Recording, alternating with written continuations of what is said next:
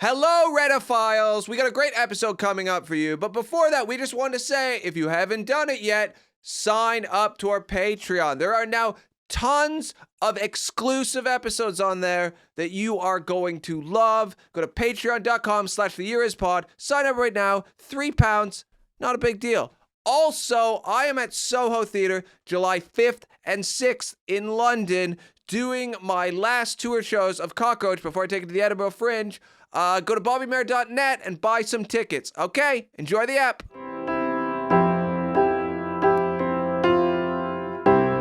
The Year Is with Red and Bobby. Hey, Redophiles! Welcome to the Year Is podcast, the podcast where every episode, me, comedian Bobby Mair, and my co-host, comedian Red Richardson. we travel back to a year in history. We talk about the weirdest, the most interesting, and the strangest things from that year. Hello. Hello! It's a hot day outside. We're inside doing the podcast. It starts like that, Red, that makes you think, Yeah. how is this podcast not global? I know. It should be, but it's not. And then afterwards, we're getting ready to do our Edinburgh live show. Yeah, that's what people might not know, that it's a huge announcement. We are due. If you like the Year Is podcast and you like comedy and you're going to the Edinburgh Fringe Festival and you think, oh, I'm going to see Bobby and Red, who are both performing at the Edinburgh Fringe Festival, details easily available online. Yeah. But what about the Year Is podcast? We'll be doing a live. Yeah, we'll be doing it live. But I don't know if I'm free that day. Yeah, guess what? It's for 5 days. Yeah. Is that a bit much on our part to try to do 5 live shows? Probably. During the busiest Fringe festival? Yeah, it's a bit much. Is it the room too big for our shows? Yes. Yeah, it's way too big. That's why we need you. Also, we're doing one in London in October. I can't remember the exact date, but yeah. It'll be in Victoria. We'll anyway. focus on Edinburgh first. Yes, Edinburgh. Okay. If you're going to the Edinburgh Fringe Festival, you got to go on the app, and we're at Maggie's Chamber from the 21st to the 25th. I think it's around 5 o'clock. You can check the app. The app is key. The Ed Fringe app. Or it'll be on our socials in a day or two. Yeah. When this comes out. So just come. Yeah, you know? Please do, because we've already wasted enough money on that godforsaken shithole month that is the Edinburgh Fringe. People might not know, the Edinburgh Fringe Festival costs a lot of money. Costs loads. You make nothing back. It's almost pointless now because you're just trying to get a TV job, but no one watches TV anymore. So we just want to go viral off this so we don't ever have to do it again. So please, just do something for us. It's such a pathetic story. I know. It's not good, isn't it? Some people can promote things, though, and not sound pathetic. I don't know how to do that. Well, they're good at it. The Joe Rogan podcast, I don't think has ever started like this. Yeah, no. No, but 3 minutes in, there is a guy being like, yeah, and then I said to that chimp, you know? We need more of that. Yeah. We need more of that. Stories about people meeting monkeys. So that's it. We had a late start today. Bobby forgot his house key. Okay, so yesterday, by the time this comes out, it'll be a distant memory. Yesterday was Father's Day. Fathers get celebrated once a year. I think it should be a week. It's a day. Yeah. And as a new father, I was excited to have a whole day. It should be a month. Yeah, it should be 6 months. Half the year is like Father's Black Day. History Month, Father's Day month. We went out for dinner, me and Harriet, for Father's Day. And at the end, I said, are you going to pay? And she was so annoyed, and then I paid. Of course. And then as we're leaving, she was like, it really ruins the date when you ask for me to pay. Yeah. And I was like, it's Father's Day. Yeah, this is it's my day. Appreciating and Bobby she had Day. forgot it was my day and apologized. Well, the rapper Ice-T did a tweet yesterday saying, Father's Day is basically my family taking me out for a big dinner and making me pay a massive bill, and it fucking sucks. And I thought, yep, fair enough. Well, I mean, Ice-T, what do you want? It's not like, I doubt he's encouraging his wife to get a job. Maybe she works, but like... Also, shout out to all the fathers who the kids don't have addresses for them, so they don't even get any cards. Yeah. There's a guy out there with 15 kids. He's conveniently made it so they don't know where he is. And it's a hard day for him. It is, because he doesn't receive any cards. His neighbors are celebrating. Yeah, he wants the cards, he doesn't want the kids. So maybe we could start a centre, a depot, where You send your estranged father a card, and he can come and read them. I have an estranged father. I forgot. Oh, yeah, you do, don't you? Yeah, so I've never met my biological father. Mm-hmm. And I really don't think of it as my, like, it's not like I'm a daddy. Mm. But if he knows I exist, I wonder if yesterday was hard for him. Did our IQ test, when we did that, ever make you think maybe my dad's Elon Musk? More Stephen Hawking. Yeah, okay. More yeah. like we're more intellectuals Yeah. than, like, doers, you know? Well, Amber Heard could have been your stepmom. That would have been nice. I think we're the same age. Yeah, I don't know yeah. how that's possible. Well, if she married Elon Musk, or Stephen Hawking, well, he's dead. Oh, stepmom. Amber Yeah, Heard. I thought you stepmom, meant yeah. mother. No, stepmom. I actually think I'm older than Amber Heard. It would be weird if I'm like, you are my mother. Yeah. I'm 2 years older than you, Amber. But no, it could be one of the big players out there. That'd be great. I've dreamed about that. Yeah. I don't even want to. I don't have any urge to have a relationship, really. Like, it's not like I'm like, I need a daddy. Yeah. It's like, that would just be one more person to call and have annoying small talk with. It would take you to Franca once a year. Oh, they'd be like, oh, we should go to the Bahamas and catch up on lost times. And I'd be like, I'm going to have to walk a beach with you unless you talk Well, that about... sounds all right. Yeah, but it'd be so... Just getting to know someone new. Have you made any new friends lately? Not for ages. I Yeah, don't because think. it's boring. Yeah, you don't need any new ones. No. I sort of now am at the point in my life and you see someone new and you go, he's all right, but nah, Yeah. I've got enough. Well, I just make it sound like I've got loads of friends. I have a small, I don't really need a load of mates. You have a lot of WhatsApp groups. I'm in a lot of WhatsApp groups, yeah. But, I avoid these WhatsApp groups. yeah. But you dive in. Oh, I do. It's a lot of fun.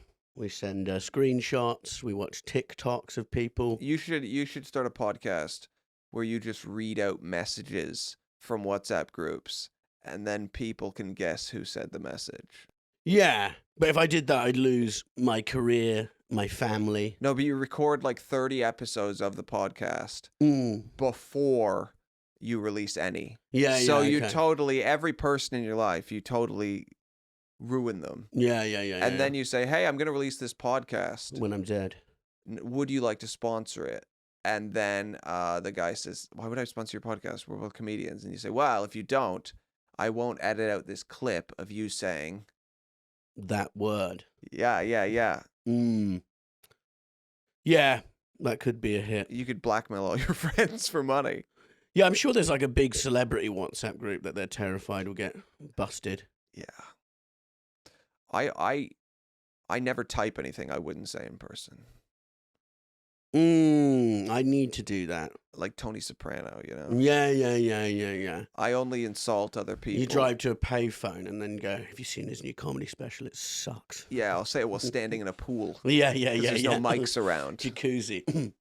Yeah, no, very smart. I love that about the mafia. At some point, they realize they just stand in the middle of a pool because you can't put a microphone in a pool. Yeah, but now they're fucked. You know what I mean? There'll be some kid making a TikTok or someone taking a selfie while they're just trying to shoot someone under a bridge. It must be a lot harder. A lot harder. To commit crime. You've got to be a cyber criminal now. So gone are the days of the tough Tony Sopranos. Now the new Dons are like these acne-ridden basement dwellers. It'd be so hard now to kill more than one person. Like, you just have to... The easiest way to, like, if you're like someone who has a hankering to kill, the best way, I think, is just to get into government, you know? You're like, I can't do it directly, but my policies have caused the death of a couple thousand over the course of years. Yeah. So it's more like bureaucratic murder. Yeah. But like actually just going and bludgeoning someone and then wanting to bludgeon someone else, there's a lot of eyes on you, no matter where you go. Yeah, so instead of being a serial killer, you just get a job. Yeah. You just defund the NHS to the point that everyone dies. Yeah, and you don't get to like see the faces of your victims. But you get to, they would have lasted longer if not for me. Yeah. Did you see the thing the other day about the Times article where they took the story out? So some people got the printed version that was Boris offered Carrie a like 110 grand a year fake job. Yeah. But I think so some of the Times articles had it in them and some didn't because they went and grabbed them and got it out. So they could be like, they got it out. There is an option that they got it out because they're like, right, we couldn't actually clarify this, so they could sue for defamation. Or it's true and, Well, Murdoch owns the Times. Mm. I didn't know that. Do you not? No. He owns everything. Naughty Rupert. Sky, I think he still owns. No, he doesn't own sold it. Has he Sky. sold it? Okay. I hope he buys this podcast. Yeah, I do as well. I'd really change my tune if Murdoch had this podcast. I'd be like, Mm. you know, I see him as a grandfather figure. If Saudi Arabia bought this podcast, I'd change this tune. Change the tune. Yeah, there's a big right now in golf. There's a big outcry because golfers have been offered hundreds of millions of dollars to play in a Saudi Arabian golf league. Take it. And they have, and then everyone's angry because it's like fracturing professional golf, and being like in press conferences. There's a press conference where these British golfers, Lee Westwood and Ian Poulter, were being interviewed, and they said, "Would you play in a golf league funded by Vladimir Putin?" And then they were like, "I can't answer this. That's speculation." Meaning yes. And then they were like, "Would you play in South Africa during apartheid?" And it's like, these are white golfers. Of course they would. Of course. They supported apartheid up until like 3 months ago. Yeah. Is Tiger Woods doing it? No, he was offered almost $1 billion to do it. And he said no. He said no because he already has $1 billion. Yeah, but then billionaires don't usually mind getting another billion. It's kind of their But thing. his legacy, is all Yeah, but from connected. his perspective, you go, he wasn't even allowed on the same golf courses as white people to the 80s, so he's like, fuck you guys. No, he doesn't see it that way. No, well, good for him. That's great. His wife must be like, so now you decide to have principles, you know what I mean? Well, that's his ex-wife. Yeah, I know. He's What's got a called girlfriend Ellen now. Nordigan. She got so much money, and I think that ended happily. Do you know what I mean? Well, they live in mansions beside each Yeah, other. she got like 300 million. So fucking just what? Is that bad? Everyone's like, oh, his poor wife. I'm like, really? What? Is this what we're going to... So if Harriet was left you and you got 300 mil, Red, would you expect me to feel sorry for you? so when you went into the Boris Johnson thing, I thought, by the time this comes out, Yeah. I'm not sure how relevant it's going to be. Yeah. But now what you're doing is I'm dissecting a 10-year-old news story that has no relevance. Okay. So, Bobby, the whole premise of this podcast has no relevance. No, but that's The about whole when we point of when this we go podcast to the is year. we go back ages and It's talk when about we go something to that's that already year. been We hashed haven't up. went to the year yet. We haven't gotten so the when time we machine. finally do like 1939 and I bring up Hitler, are you going to go, oh, you hack? Why are you bringing up Hitler? I wouldn't call you a hack. You I would have just done say before when it's I brought been up past covered. things. Okay, there's a fucking fly that won't leave me alone. Go away. What did you wash today? Yeah, of course I wash every day. Know what I want to do? What? Because you love to wash and you hate being dirty so much. I want to do a crowdfunder where we get money and the money goes to charity the less you wash. Okay. So if you have to like a Not homeless for a month. shelter will get £1,000 if you don't wash for a month. Would you do that? Or I could just have homeless people use my bath. Be nicer. You'd hate that so much. Yeah, I wouldn't. I'm not going to stay on air, but I wouldn't be up for it. You just did. Wow, anyway, let's go back in time, Bobby. Okay, do you want to do the thing? No, we don't have to do it. You don't like it. It makes you happy. Okay. You can do it. Bobby, get in the time machine. Make sure you put your seatbelt on because we go really fast. Jody, how are the controls looking back there? Looking right on, Red. Go for Okay, it. where are we going, Jody? We are going to 1971, a suggestion by my friend Ben, who found some interesting things. So, Well, thank you, Ben. Wow, where are we? We're in 1971. It looks pretty weird outside. What's happened to my iPhone? I no longer have it. It's turned into a very large old computer. Is that even 71? I don't think so. You don't think they had computers in 1971? No, I don't think so, did they? Unless you worked in like a space station. That's what I mean. Yeah. Okay, I'm in a space station. What the hell's going on? Okay, look, this is not working because you're not playing ball. I let you do it. I know, but I need some, playing back. It's like if I was acting Star Wars with you and you're going, why are you holding that? What is that, It's a lightsaber. Okay, where are we? What's a light, you got to play along. In 1971, Evel Knievel set a world record and jumped 19 cars on a motorbike. That's very impressive. Yeah, but how do you get to that point? You start with one. Probably he grew up in somewhere with loads of burnt out cars, I'm assuming. His dad was good at fixing stuff. He was good at fixing stuff. Started razzing around. Did one. It's like drugs. You know, you do one, you need more and more and more every time. Suddenly there's 19 of them.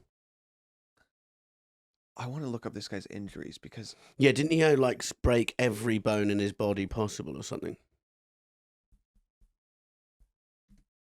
It was insane. Ontario, California. I thought Ontario was in Canada. What's the place in Canada that sounds like Ontario? It's the same word, and it's Ontario. Ontario. Okay. Paraguay. No. Paraguay is a place. It's a beautiful country. I'm looking it up now.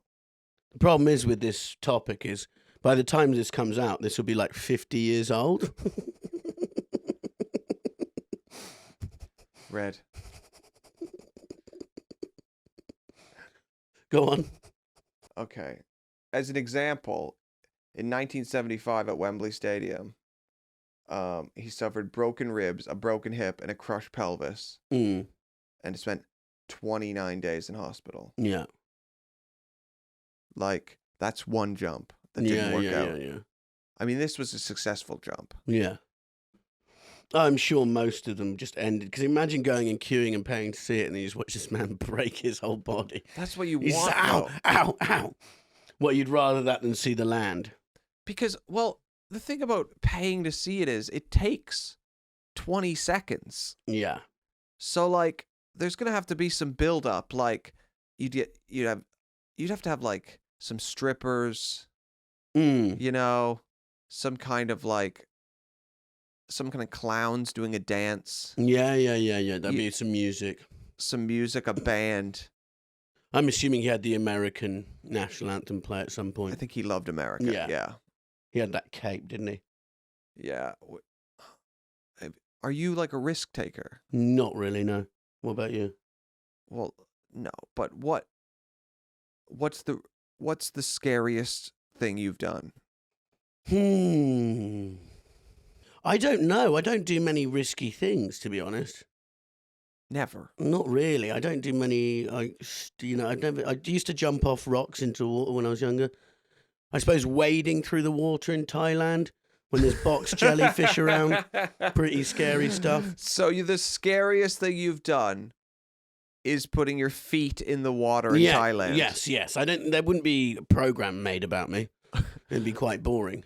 So you, like, if they made a documentary about the scariest day of your life, it would be, I walked into the water. There could have been a jellyfish. Or there wasn't. I've been on some hairy night buses. That could be a doc. Read Richardson on some hairy night buses. What did you do? You just sit there while these fucking animals throw up and fight each other and throw shit around and play music out loud on their phones. You must have had that coming back from gigs. I have, but I didn't have it ranked in my mind as one of the scariest events of my life. Well, what do you do? I just don't, because I want to limit the chance of, injury. I've never broken a bone in my body, knock on wood. That's never. No, I broke my nose, actually. But I've never broken an arm, anything like that. So what's the scariest thing you've done? I was on a plane once. Mm-hmm. We had turbulence. I smell a lie. Yeah, go on. No, we had turbulence. Okay. Yeah, I know I hate turbulence. Yeah. Well, you know what's even scarier? What? When you're over the middle of the ocean. Okay. And the plane starts going down. And as it hits the water, you think, I'm going to die. Mm-hmm. You don't die. Okay. What do you do? Well, you come to. Yeah. The plane's slowly filling with water. Yeah. You're surrounded by bodies. You swim out of the plane. Yeah. A seat has been dislodged from the plane. You get on that seat. You float for about a day. It wouldn't float. It's a floating seat. Okay, yeah. A blow-up chair. Yeah. Did it have a little drinks holder in it with one of those cups with a straw that goes straight to your It mouth? did. There was a can of Coca-Cola. That's what kept me hydrated for the day in the sun. Sure, yeah. Waiting for rescue. No rescue came. Yeah. It got me to a desert island. Mm-hmm. I was on this island, right? Mm-hmm. I wash ashore. I'm the only person, the only survivor of the flight. Mm. I didn't talk about it a lot. Why? Because, heroes don't say they were heroes. Okay. Was there an option where I could have saved other people? Yes, but I thought it's best to make sure there's one survivor of the flight to give people hope when they read the story. You don't want to half survive as well. You want to be fully healthy. When you survive. It's always the saddest thing is reading about an airplane crash and everyone died. If you read there was one survivor, you think that's amazing. Is he a superhero? I want to be that guy. So I'm on the beach. I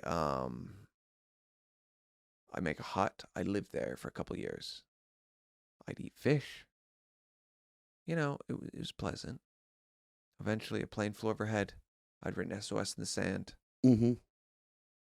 They didn't come to rescue me, but I out of the plane, there was a volleyball. This is he's doing Castaway. Yeah, and then you drew a face on it, made friends with it, came back, and Harry had actually met someone else and left you. Is that where this ends? You came back and she was married to Jody. Jody had changed the name of your daughter because he didn't like it.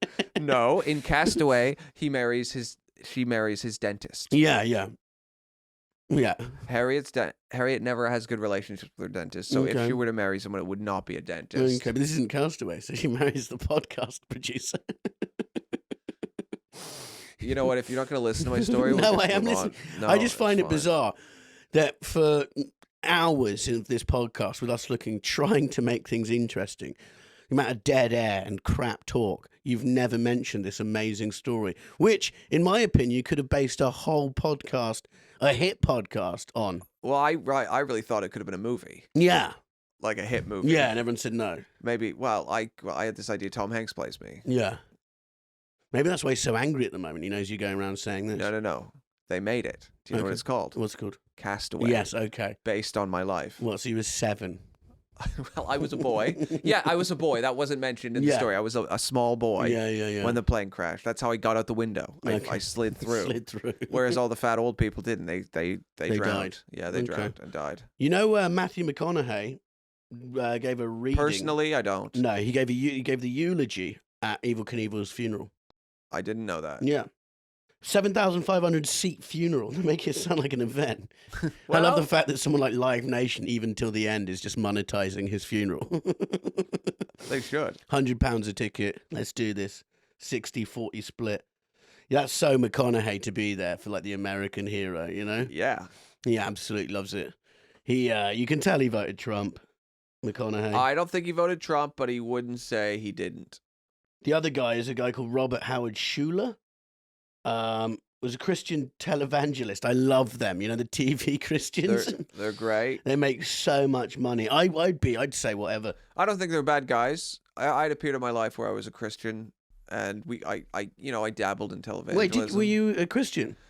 From the age of 13 to 21, I was a Christian. Really? And I did a tour of the Deep South in America where I preached the good word. Did you? No, this is all bollocks. This is all absolute lies. Robert Schuler's written 30 books. You thought I was a Christian? I don't know. You could have been. You're so gullible sometimes. All his books were called "You Can Be the Person You Want to Be," "Self-Love," "Move Ahead with Possibility Thinking," "Way to the Good Life," "Your Future is Your Friend." Yeah, these are get some of these. Self-Esteem. These are all the books that made Evel Knievel die. Yeah. It's true. Like, life's not fair, but God is good. Now, this is good. I might have to we should buy some of these. Don't Throw Away Tomorrow. Nice. Well, he's an inspiring guy. It's kind of funny that like his friend was a guy who just drives stuff over trucks, but there you go. Yeah. So, you wouldn't jump a car. No. Would you drive the speed limit? Yeah. But you always drive at least... What's funny about this is since you've learned to drive, and you've always said this to me, on your tour you were driving every day, you are as slow as if not slower than me. I am not slower than you. You're as slow then. No, you are slower. And then every 5 minutes we look at the map and it's like, A big loop, meaning you've gone the wrong way. Not true. So we add on, I reckon that we added on about 25 hours. So now you're complaining about spending time with me. No, I'm not. I didn't say it was bad 25 hours. I just said it was 25 hours. But you drive as slow as me. No, I don't. Yes, you do. Red. This is another case of Bobby doing something and then just projecting. Red. Mm-hmm. Do I drive the speed limit? Yes, I do. Well, but what? You drive like 60 on the motorway. You're not, you know. You drive 50 on the motorway. I do not. That's You not do true. so. I do not. And because you don't have your glasses, you lean on the steering wheel in a way that makes it scarier than if you were driving 100. You lean onto the steering wheel. How many times have we had to loop back round because you've gone the wrong way? At least 10. Yeah, at least. At very least. But also... And then you do this thing where, because I think you might be a bit dyspraxic, actually. We go into the petrol station, Bobby doesn't, he goes, like the McDonald's and this, it's all very very confusing. Yeah, exactly. But yeah, so I do drive slow, but you do too. I have no problem with it. I don't like people driving fast. I got in the car with Josh Weller the other day. Maniac. We drove to Wales together. No, you're trying to move on. I can't move on Okay. yet. Many of the times that I took wrong turns, that was you telling me. It would be at a roundabout situation. You'd be looking at the map also, us trying to help, which is nice, but not really helping, because you'd say it's this exit. I'd take the exit. I'd listen to you, my friend, my trusted opening act. And what would you do? You'd guide me the wrong direction. I don't remember ever doing If that. it We was had maps. up- You shouldn't need my guidance. If it was up to you, we would have never made it to those shows because you pointed me the wrong direction every time. Maybe I didn't want to do them. Well, that's fine. In 1971, Qantas agreed to pay $500,000 to bomb hoaxer / extortionist Mr. Brown, who was later arrested. This story is great Okay.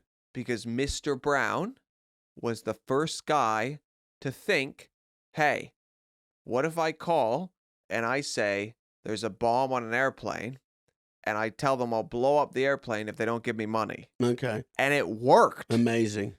So they just wired it to him. Oh, it gets better. Okay, brilliant. I'm going to dive in because, so, his real name is Peter McCarry. He was born in Devon, where you're from. All the smart guys. His plan was to extort an aircraft, and it was inspired by the 1966 TV thriller film, The Doomsday Flight. The film depicted a bomb equipped with an altitude-sensitive switch being hidden inside an airliner, meaning if the plane goes below a certain altitude, the bomb explodes. McCarry viewed the film in Townsville in March of 1971 while traveling inside what witnesses described as a fitted-up van. Now, is Townsville near you? No, I don't think this... Townsville sounds like somewhere in America. It's in Australia. Okay, so it's Devon, Australia. Is there a Because he- Devon, Australia? No. Oh, he's from Devon. He was in He Australia. was in Australia. Okay.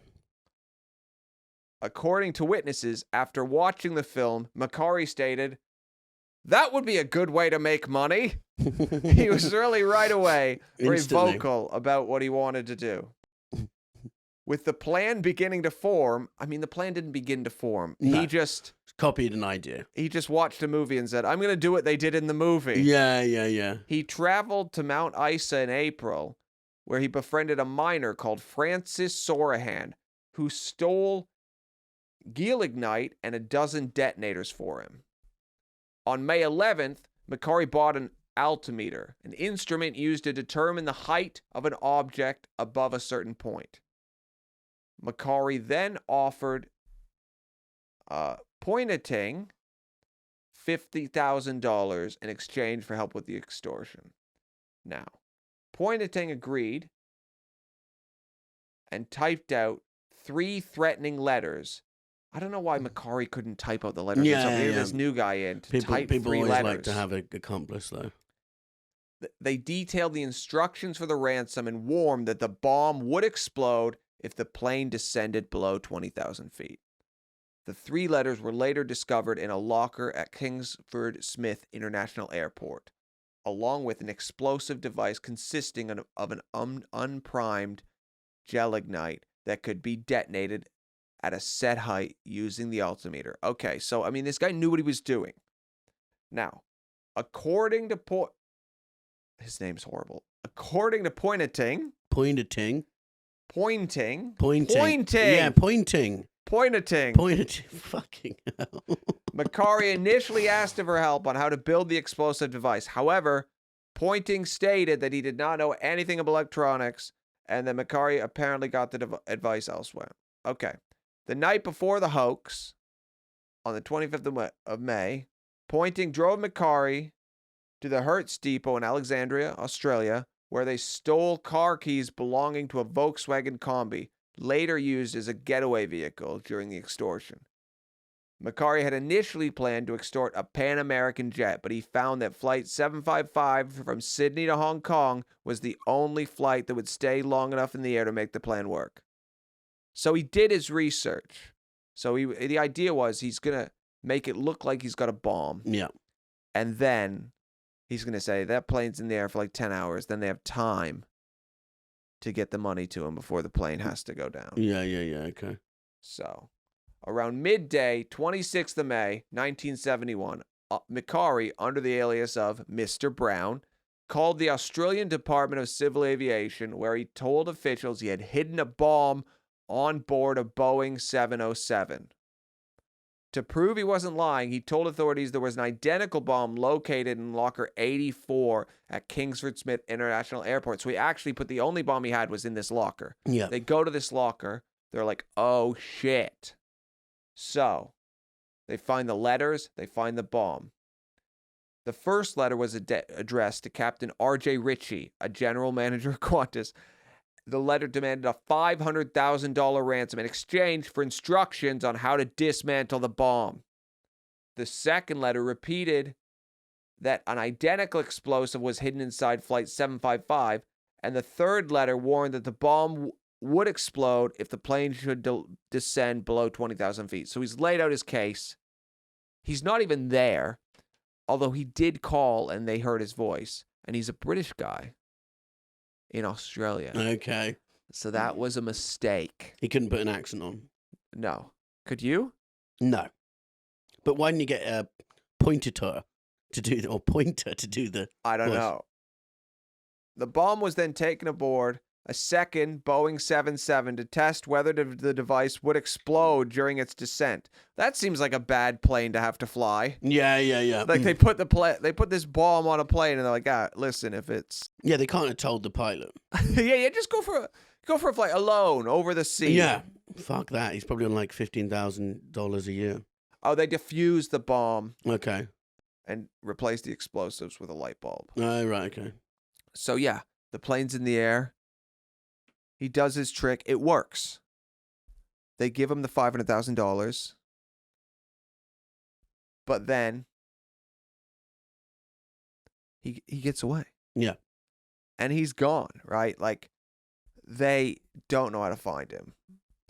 The next day, on the 27th of May, a reward of $50,000 for information leading to his arrest was offered to the public. And police received over 14,500 calls regarding the award. But that's just people being like, I'd like the money. It happens every time. I literally, if there was a reward for an arrest, I might just go get look on names on my Facebook, pick a name, and just say that name. Because it's like a lottery, right? Yeah. You're literally I saying, hope to get the right. Well, they're always getting hoax callers when this happens. Did I tell you about my sister lost her wedding ring? No. She lost it, and she thought she lost it at the train station. And so in Wandsworth train station, they put up a thing saying, and it was like a family heirloom. It was my sister's husband's grandma's, and Sure. granddad had made it. And they put a poster up in the train station saying, we've lost our ring, da-da-da. Anyway, they got a call at like 1 a.m. And this guy was like, hello. And they're like, hello. And he's like, your ring's gone to Mordor with Frodo. My sister couldn't hear them, so she kept going, what? Who is this? And he goes, your ring's gone. And then he lost his patience and went, your ring has gone to Mordor with Frodo. And then just hung up. But they could hear people just cracking up in the background. But I'm sure there was a lot of that for this, you know? I mean, what happened was the police brought in these phonetic experts who know how to tell where people are from. You know, and I don't really even think you have to be an expert to listen to a British guy speak. Yeah, And they'd be like, I think he's not from here. Mm-hmm. They determined he was likely from the Midlands, which he Okay. wasn't. He's from Devon. So they didn't get that right. No. And likely a recent English migrant, probably based on the fact that his accent was very, you know, classically British. And then they just narrowed it down and fucking got him. Well, I just turned up. He's there with 500,000. He's there getting in his new house with the swimming pool. Well, they didn't find all the money. They found $138,240 of it. Maybe Puntintiter has the rest of it. What did he get? Did he get much jail time? Dare I ask? What I think he got 15 years, eligible for parole after serving 9, and then he got deported back to the UK. And he was later reported to be running a fish and chip shop in England bought by his brothers. Oh, nice. Yeah. Well, quite the life then. I wonder if he's still Guess alive. what he did before, though? What? Fish and chips. So we went fish and chips. Yeah. Bomb hoax, prison, fish and chips. Yeah, fair enough.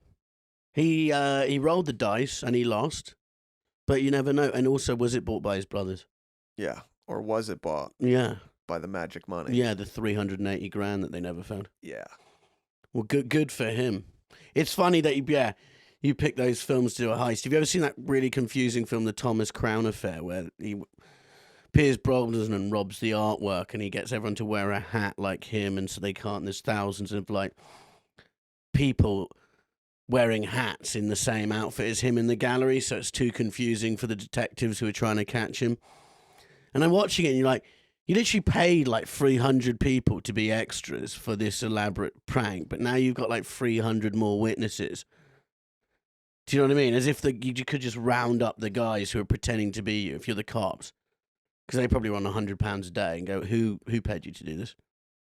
Yeah, that would be the real question, is who paid you to do it? Yeah, but it's this elaborate prank. But I just love to see someone watch that film and go, I'm going to do that in real life. You know, some guy who runs a fish and chip shop, knows about 10 people, gets his family to dress up in bowler hats and suits. Yeah, that's what I thought when I saw the movie Armageddon. I was like, man, yeah, I'm going to go break open an asteroid and save the planet. drill a hole in it.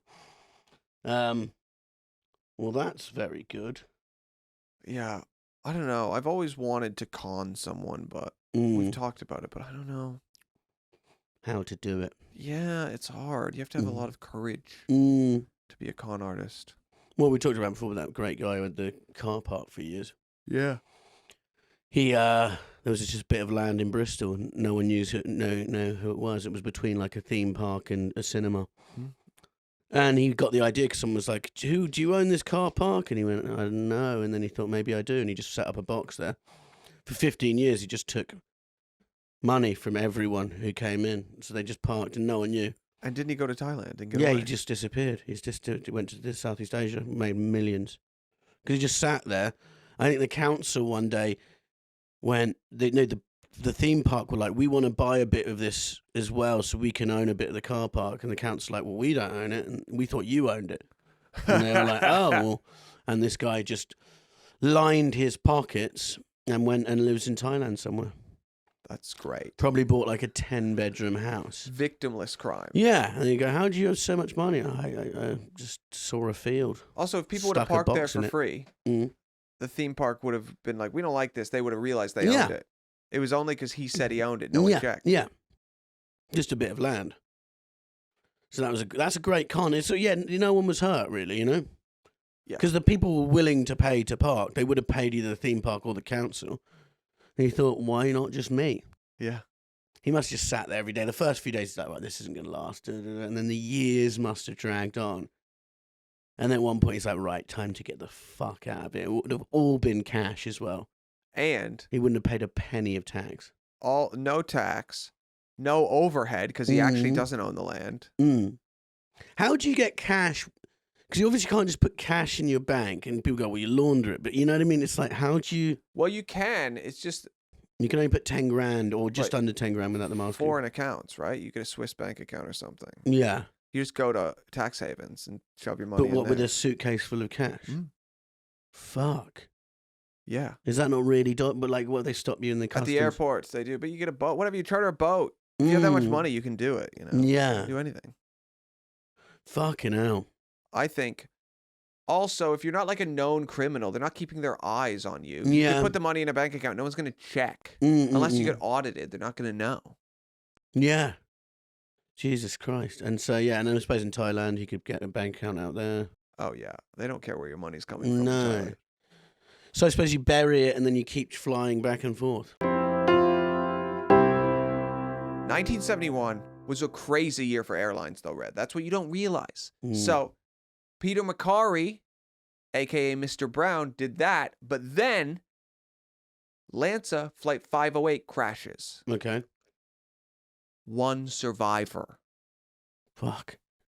Like me. Like your story. Like my story. Her name? Julianne Kupke. And this is her story. Okay. On Christmas Eve, 1971, Kupke flew on LANSA Flight 508. She was about to graduate from high school. Her mother, Maria, had wanted her to return to Penguana with her daughter. You always laugh because I pronounce things correctly. On the 19th or 20th Penguana. of December 1971. But Kupke wanted to attend her graduation ceremony in Lima on December 23rd. Maria agreed for Kupke to stay longer. Instead, they scheduled a flight on Christmas Eve. All flights were booked, aside from this one. Her father, Hans Wilhelm, urged his wife to avoid flying with the airline, which had a poor reputation. Okay, yeah, you can see why. They booked the flight nonetheless. The plane was struck by lightning. Not their fault. No, it isn't. The plane began to disintegrate in midair and plummeted to the ground. Kupke found herself still strapped to her seat, falling 3 kilometers into a Peruvian rainforest. Fucking hell. In Kupke's case, experts credit the fact that she was harnessed into her plane seat during her descent for her survival, though not without breaking her collarbone. She was the only survivor of the flight. She spent most of her 11 days in the rainforest making her way through the water. What? So she climbed down from the tree? And was just in a rainforest. Fucking hell. Well, in the jungle, she dealt with severe insect bites and a maggot infestation in her wounded arm. But after 9 days, she was able to find an encampment. She gave herself rudimentary first aid, including pouring gasoline on the maggot infestation. I didn't know you could do that, did you? No, but it makes anything to kill the... It makes sense, but if I had an open wound with maggots in it, I don't know if I'd think to pour gasoline Yeah, I into would. it. Anything to sort of... That's such a... I would. I would have thought of that. 100%. You would have, right? Yeah. Okay. The maggots vacated the wound to escape the gasoline. Mm-hmm. It worked, as you knew it would. As I knew. No surprise for me. No.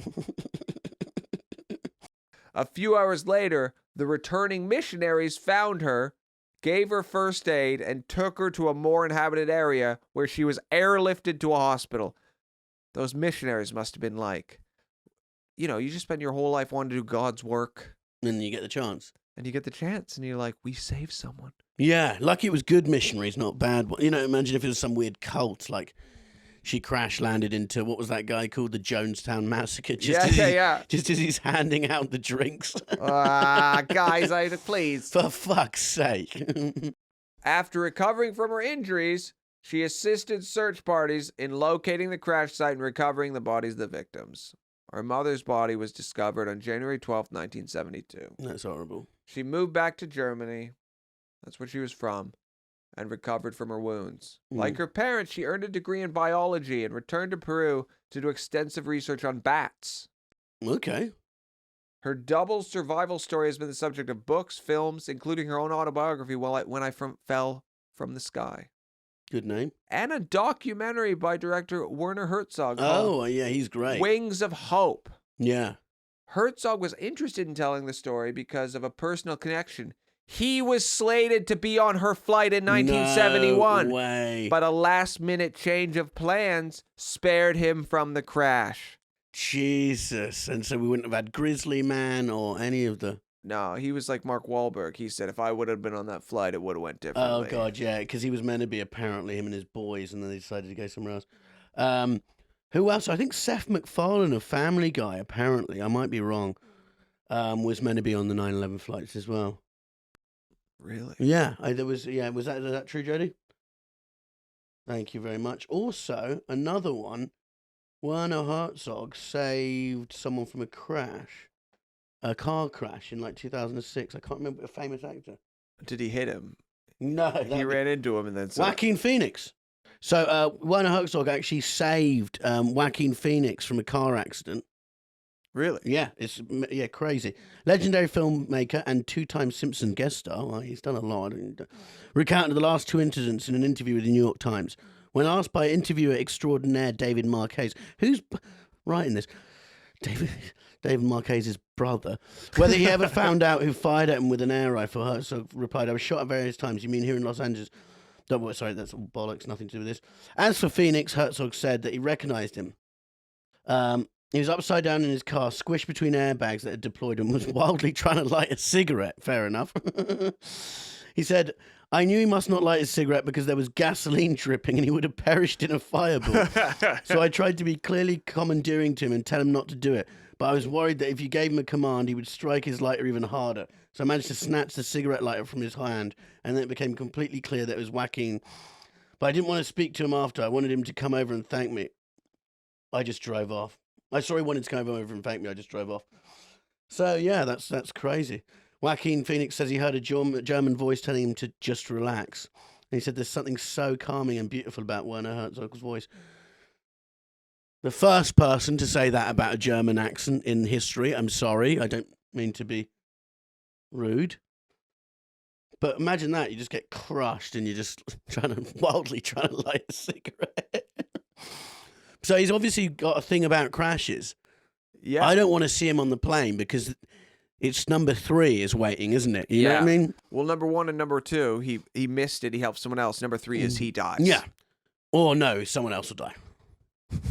It'll be us. Yeah. Yeah, so we were going to have him on the podcast. Not anymore. No. Sorry, Werner. But that's a strange, weird... It's kind of actually... Why was he there all the time, you know? Well, worth thinking about. It is worth thinking about. Definitely. And so that seems like a good film. I'm sure there must be... You'd think there'd be like a Kate Winslet movie about a woman stuck in a tree and then having to sort of wade through shit with maggots all over her. I'm checking to see if they've made a movie. It's a meaty role. There's a documentary, the Werner Herzog doc. But yeah. There's no movie. Wow. Here we go again. Well, I feel a certain kinship with her because we survived the same. You did survive the ordeal. same. Your family wasn't on it.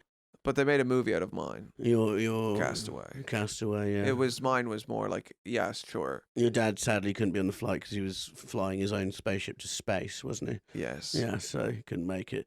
But yeah, it must be also not only in the shit situation. You're like, you know, your mum's dead. It's horrible, isn't it? Yeah, but you're alive. Yeah, but does that matter at that point? I think it does. Being alive is key. Maggots, 11 days. Yeah. That's a long time. But she lived. It took me 25 hours to get to Thailand. I nearly gave up. And you were on a was plane. On a plane with food and water. I even had a pillow. I just was nearly like, this is unbearable. So what would you do? Let's say you're in this situation. You're in a chair on a plane. It crashes. Yep. In the jungle. Yeah.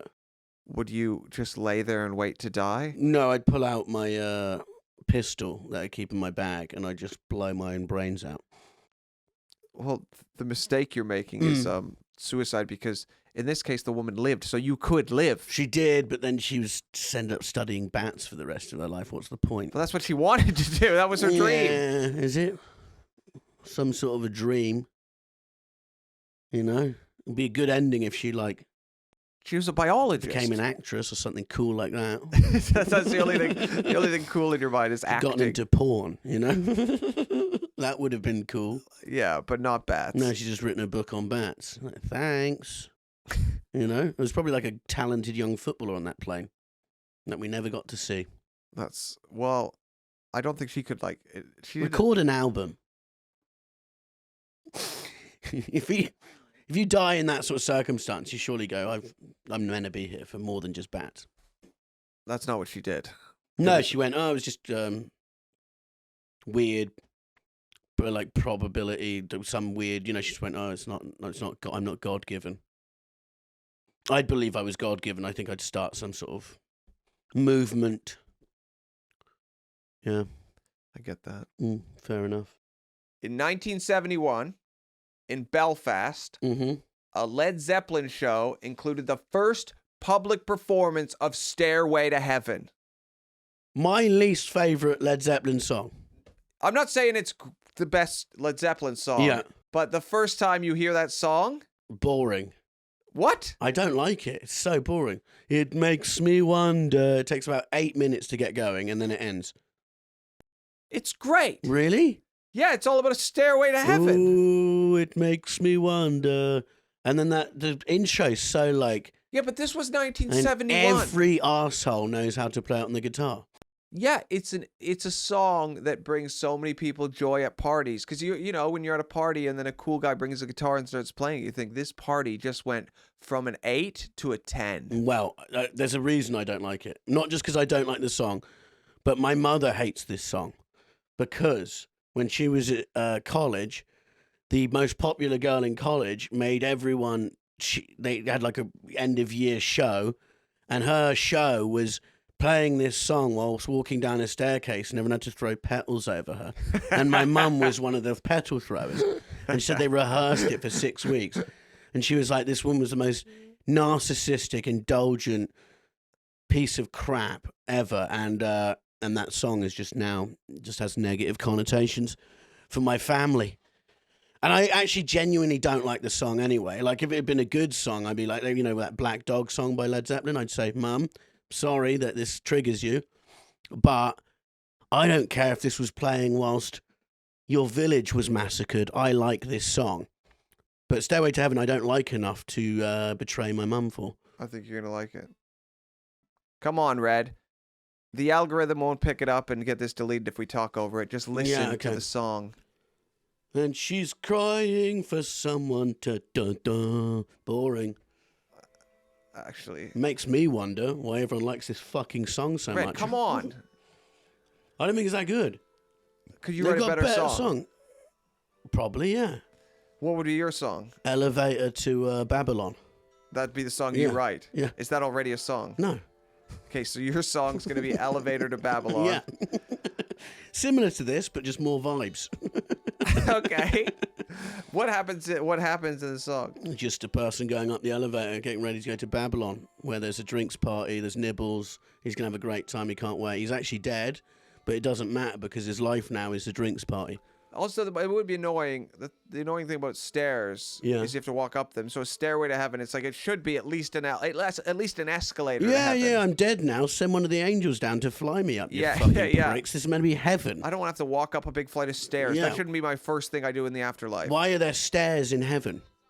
You know what I mean? There should be one of those moving floor things like at Heathrow. Yeah. It should be flat. Yeah. And the ground should move when you want to move. Heaven should at least be as comfortable as an airport, is what you're saying. We spent our whole lives walking around to get stuff, and now I behaved myself.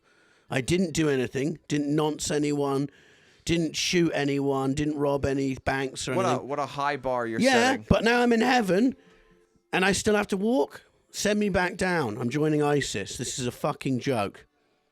That would be my view on it. Okay. The song's not growing on you at all. Not at all. It's too slow. It's too boring. Actually, it's not as bad as I thought it was.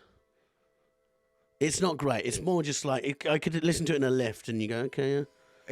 Yeah, go stairway. I'm in the left. So Beat you. Maybe in the song Elevator to Babylon, you're listening to the song Stairway to Heaven, and the song is actually Stairway to Heaven. No, it's just a better version. No, Elevator to Babylon just starts with you being like, I'm in an elevator to Babylon, and a song's playing right now. I wonder what it is, and then it's just the song Stairway to Heaven. No, it's not.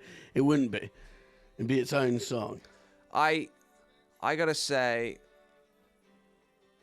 No. who do you think the dick of the year should be? I think Robert Plant for this bollocks. For ruining my mum's fucking college years. Red Richardson. And making heaven sound crap. A man who loves his own mother so much